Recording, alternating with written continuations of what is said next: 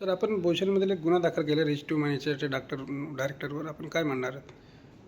काल दिनांक 5 जानेवारी 2026 रोजी बोईसर पोलीस स्टेशन अंतर्गत rich to money private limited या कंपनीमार्फत शेअर मार्केटमध्ये गुंतवणूक करून जास्तीचा परतावा देण्याचा आमिष दाखवून तक्रारदार दीपक बाबू वरक वय वर्ष 42 व्यवसाय नोकरी विराज प्रोफाईल्स प्रायव्हेट लिमिटेडमध्ये यांच्यासोबत इतर 13 गुंतवणूकदार यांना जास्त परताव्याचे आमिष देऊन त्यांची फसवणूक झाल्याचे चौकशीमध्ये निष्पन्न झाल्यानंतर आरोपी रोशन चंदनलाल जैन वय वर्ष 36 यांच्याविरुद्ध फसवणुकीचा तसेच MPID कायद्याअंतर्गत गुन्हा दाखल करण्यात आले।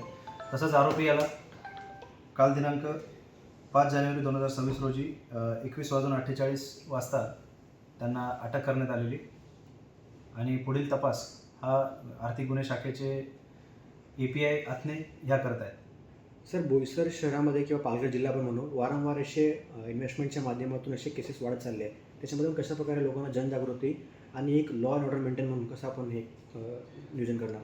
पालघर पोलिसांकडून सर्व नागरिकांना आवाहन करण्यात येते की असे कुठले जास्त परताव्याचे जे आमिष दाखवणारे कुठल्या गुंतवणूकदार असतील किंवा असे गुंतवणूक करून घेऊन जास्तीचा परतावा देणारे कोणी असेल तर त्वरित जवळील पोलीस स्टेशनला संपर्क साधावा व अशी कोणाची फसवणूक झाली असेल तर आपणही त्वरित जवळील पोलीस स्टेशनला आपली तक्रार नोंदवावी।